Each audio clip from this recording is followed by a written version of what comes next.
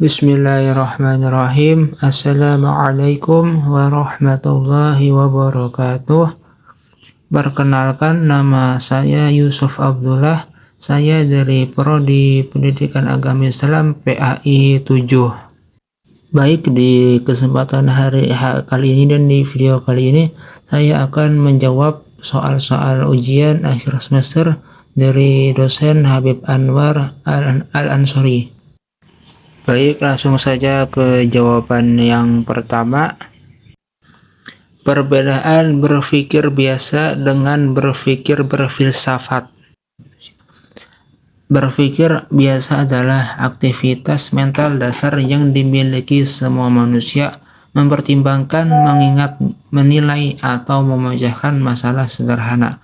Sedangkan berpikir berfilsafat adalah untuk berpikir tingkat tinggi, lebih mendalam, lebih radikal, sistematis, dan reflektif untuk mencari hakikat sesuatu. Soal kedua, dongeng dan tahayul dapat melahirkan ilmu pengetahuan. Apakah benar? Iya, benar, karena pada tahap awal perkembangan manusia, fenomena alam dijelaskan dengan mitos, dongeng, atau tahayul. Contohnya, petir dianggap kemarahan dewa. Terus ketika manusia mulai mengkritisi mitos tersebut dan mempertanyakan sebab akibat rasional, lahirlah filsafat yang kemudian berkembang menjadi pengetahuan ilmu. Jadi alurnya itu dari mitos, terus tuh ke pertanyaan, terus tuh ke filsafat, dan jadilah ilmu. Soal selanjutnya adalah keindahan alam semesta di malam hari menimbulkan keingintahuan manusia untuk mencari kebenaran. Ketika kita melihat misalnya bintang, bulan, planet, dan sebagainya, kita muncullah pertanyaan, mengapa alam ini begitu teratur? Siapa penciptanya? Apa penyebabnya?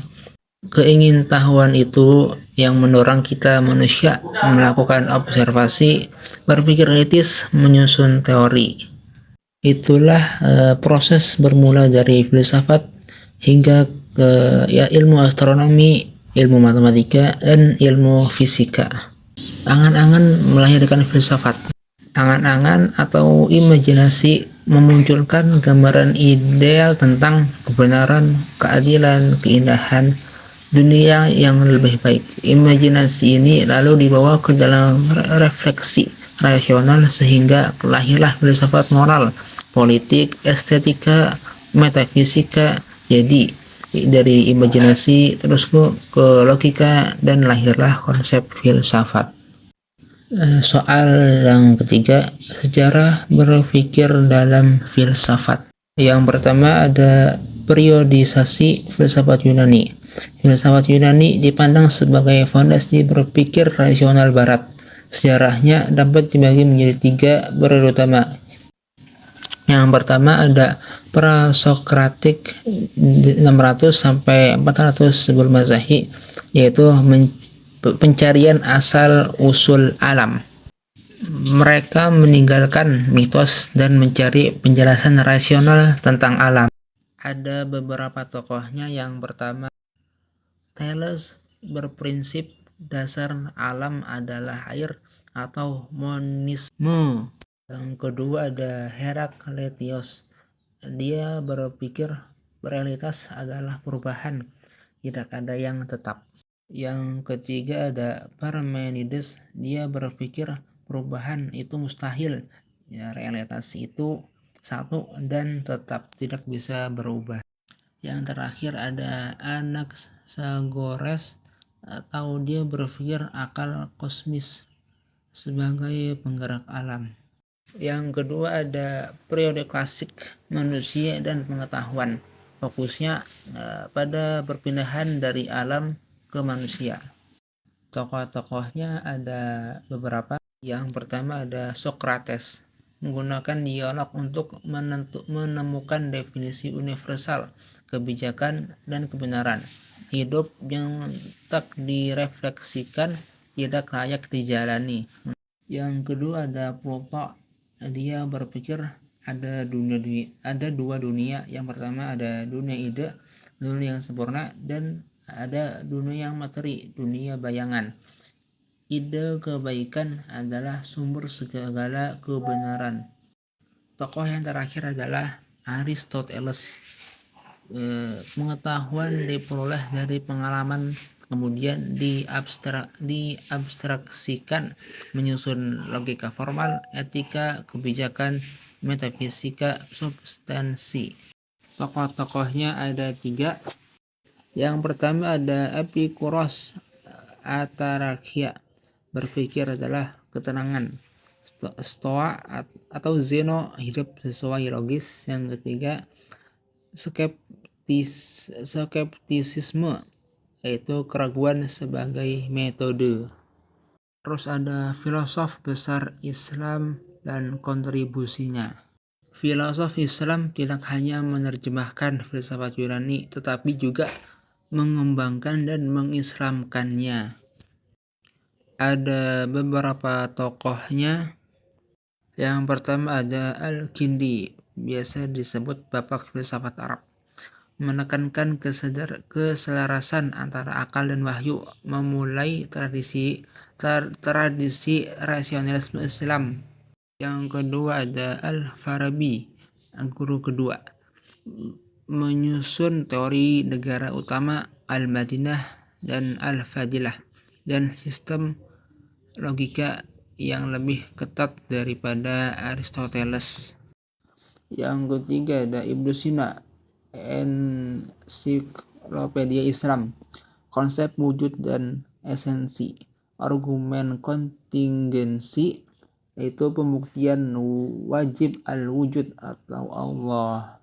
Yang ketiga ada Al-Ghazali, revitalisasi teologi, mengkritik filosof dalam tahafuf al-falasifah, tetapi mempertahankan logika sebagai alat berpikir. Yang terakhir ada Ibnu Rushd, pembela filsafat, mengharmonikan akal dan wahyu. Dalam pandangannya, kebenaran religius dan kebenaran filosofis memiliki akar yang sama. Pembahasan selanjutnya adalah pentingnya ilmu dalam Al-Quran.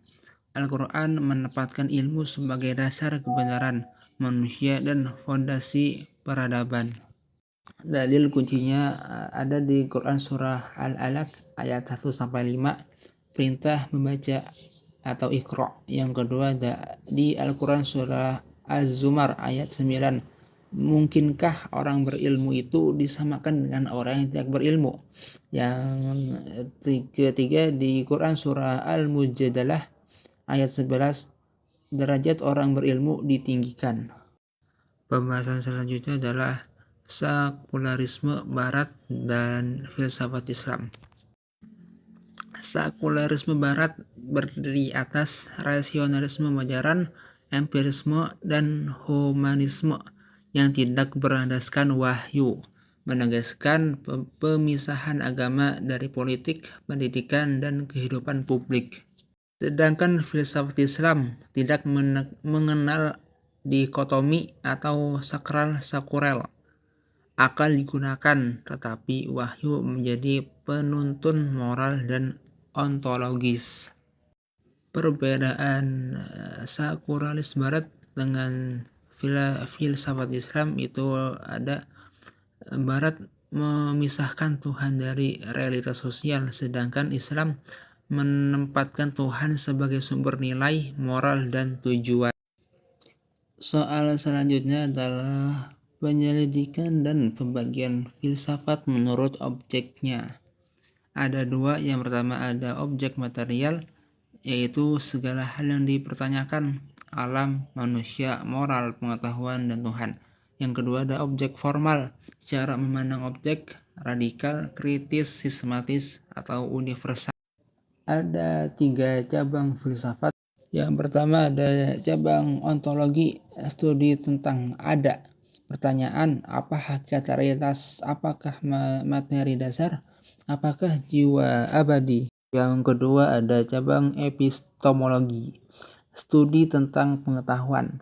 Pertanyaan, apa itu kebenaran? Bagaimana kita mengetahui apa batasan akal? Yang terakhir ada aksiologi, studi tentang nilai, etika, estetika, dan logika. Pertanyaan, apa yang baik, apa yang indah, apa cara berpikir benar?